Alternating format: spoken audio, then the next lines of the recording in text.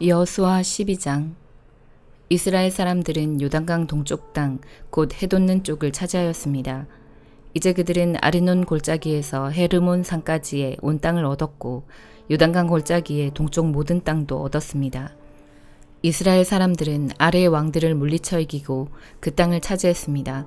시온은 아모리 사람의 왕이었는데 헤스본 성에서 살았습니다. 시온은 아르논 골짜기에 있는 아로엘에서부터 야복강까지의 땅을 다스리고 있었습니다. 시온의 땅은 골짜기 가운데서부터 시작되었는데 그곳은 암몬 사람들과의 경계 지역이기도 합니다. 시온은 길앗 땅의 절반 이상을 차지하고 있었고 갈릴리 호수에서부터 사해까지 요단강 골짜기 동쪽을 다스렸습니다.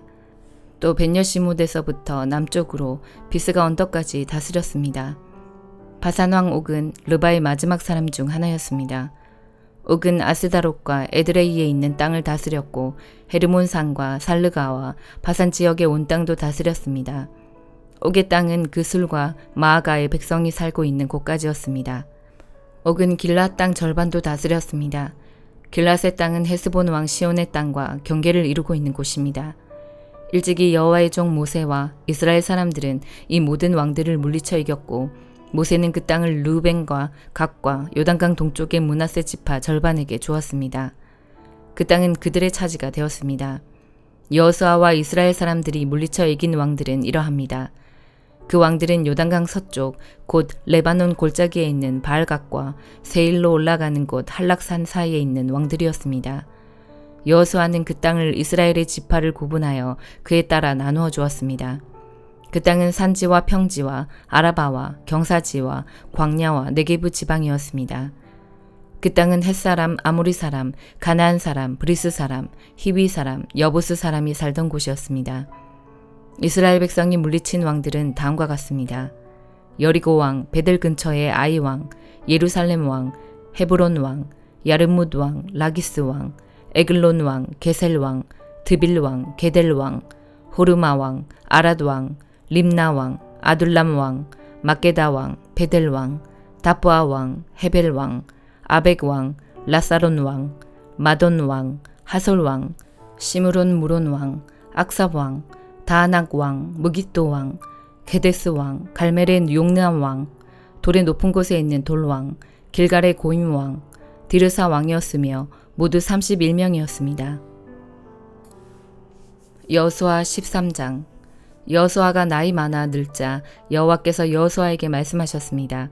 여호수아야, 너는 이제 늙었다. 그러나 차지해야 할 땅이 아직도 많이 남아있다. 남아있는 땅은 이러하다. 블레셋 사람의 온 땅과 그술 사람의 땅, 그리고 이집트와 붙어있는 시올강에서부터 북쪽의 에그론까지의 지역이다. 그 지역은 가나안 사람들의 땅이며 블레셋의 5 지도자들의 땅인 가사, 아스돗, 아스글론, 가드, 그리고 에그론과 아위 사람의 땅들이다. 또 남쪽으로 가나안 사람의 온 땅과 시돈 사람의 땅인 무아라 땅과 아모리 사람의 경계인 아벡까지의 땅과 그발 사람의 땅과 헤르몬 산 아래 바알갓 동쪽에서부터 하마까지의 레바논 지역이며 또 레바논에서부터 미스르본 마임까지의 높은 지대에 살고 있는 모든 시돈 사람들의 땅이 그것이다. 내가 이스라엘 사람들 앞에서 그들 모두를 쫓아낼 것이다. 네가 이스라엘 사람들에게 땅을 나누어 줄 때 이 땅을 잊지 말고 내가 말한 대로 하여라. 이제 땅을 나머지 9 지파와 므낫세 지파 절반에게 나누어 주어라. 므낫세 지파 절반과 함께 르우벤 지파와 갓 지파는 요단강 동쪽에서 자기 몫의 땅을 모세로부터 이미 받았습니다. 여호와의 종 모세가 그들에게 준 요단강 동쪽의 땅은 다음과 같습니다. 그들의 땅은 아르논 골짜기의 아로엘에서 시작되어 골짜기 가운데에 있는 마을까지 이어졌고 거기에는 메드바에서 디본까지의 평지가 속해 있습니다. 아모리 사람의 왕 시온이 다스리던 모든 마을도 그 땅에 속해 있습니다. 시온은 헤스본 성에서 다스렸고 시온의 땅은 암몬 사람들이 살던 지역까지 이어졌는데 거기에는 길르앗도 속해 있습니다. 또 그술 사람과 마아갓 사람이 살던 지역과 헤르몬 산과 살르가까지의 바산 전체도 속해 있습니다. 바산 왕 옥의 온 나라가 그 땅에 속해 있습니다. 옛날에 옥은 아스다롯과 에드레이에서 다스렸는데 옥은 거인족 르바의 마지막 사람 중 하나였습니다. 옛날에 모세가 그들을 물리쳐 이기고 그들의 땅을 차지하였습니다. 이스라엘 사람들은 그술과 마아가 사람들을 쫓아내지 않았기 때문에 그들은 지금도 이스라엘 사람들과 함께 살고 있습니다. 여호수아는 레위 지파에게만은 아무런 땅도 주지 않았습니다. 그 대신에 이스라엘의 하나님 여호와께 불에 태워 바치는 제물인 화제물을 선물로 받았습니다. 이것은 여호와께서 그들에게 약속하셨던 것입니다. 모세는 르우벤 지파의 인구수에 비례하여 땅을 나누어 주었습니다. 그 땅은 아르논 골짜기의 아롤에서부터 메드바를 지나는 온 평지와 골짜기 가운데 있는 마을로부터 헤스본까지 이어지는데 거기에 있는 평지에 있는 모든 마을이 속해 있습니다.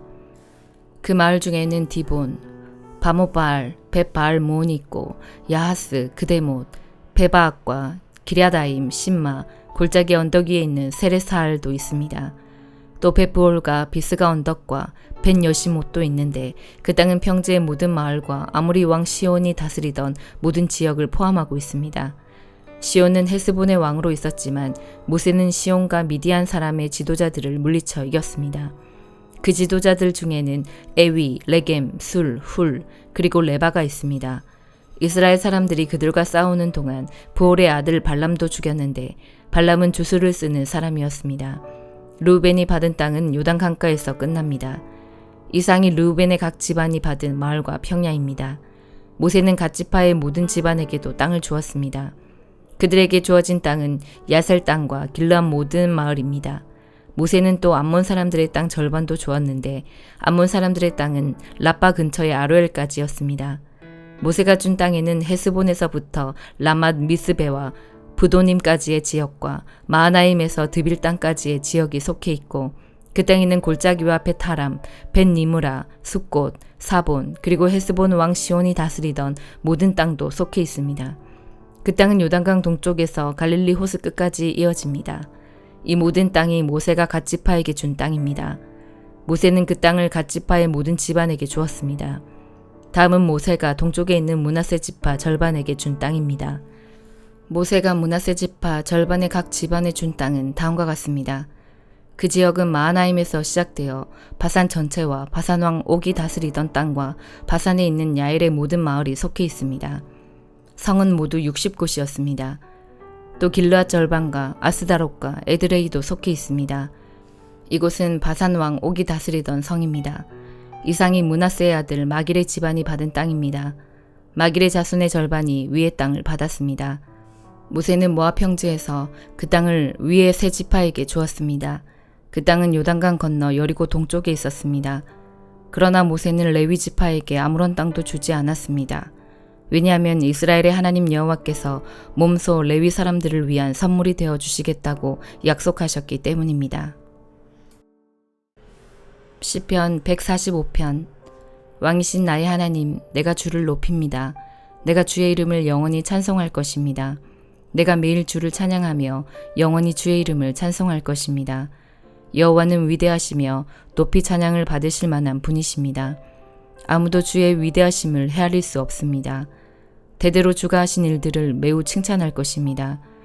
그들은 주의 위대하신 일들에 대해 이야기할 것입니다. 그들은 주의 위엄있고 영광스러운 찬란함에 대해 말할 것입니다. 나는 주의 놀라운 일들을 깊이 생각할 것입니다. 그들은 주의 놀랍고 신기한 일들에 대해 말할 것입니다. 나는 주의 크신 일들을 선포할 것입니다. 그들은 주의 풍성한 은혜를 기념하여 축하할 것입니다. 기쁨으로 주의 의로우심에 대해 노래할 것입니다. 여호와는 은혜로우시며 자비하시고 노하기를 천천히 하시며 사랑이 풍성하십니다. 여호와는 모든 사람들에게 좋으신 분입니다. 주는 그가 만드신 모든 것들을 불쌍히 여기십니다. 여호와여, 주가 만드신 모든 것들이 주를 찬양할 것입니다.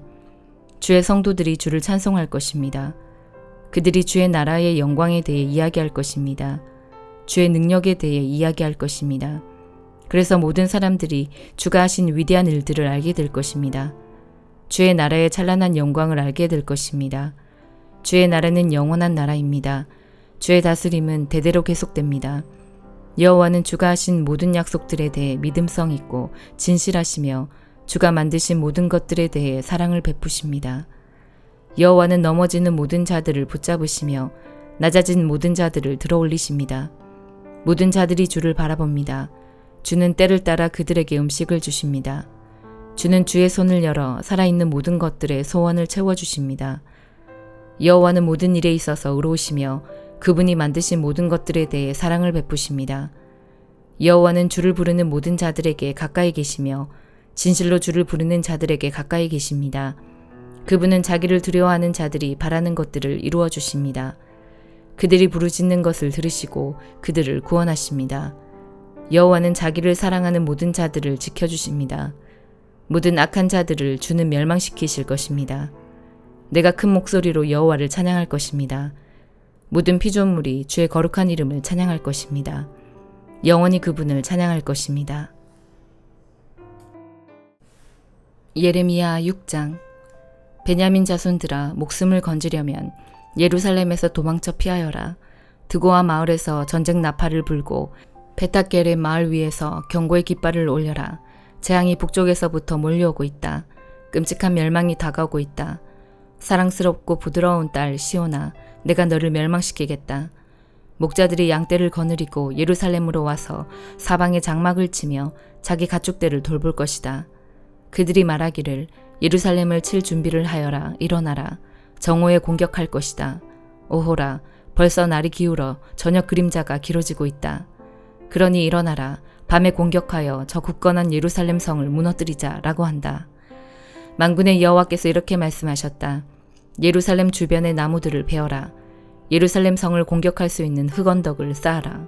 이 성은 반드시 벌을 받아야 한다. 이 성 안에는 사악한 일이 가득하다.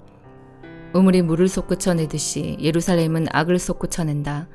성 안에서 들리는 것은 폭력과 파괴의 소리니 내 앞에 보이는 것은 병들고 다친 사람들 뿐이다. 예루살렘아, 이 책망의 말씀을 들어라. 그렇지 않으면 내가 너를 버리고 네 땅을 황무지로 만들어 그 땅에 아무도 살지 못하게 할 것이다. 만군의 여호와께서 이렇게 말씀하셨다.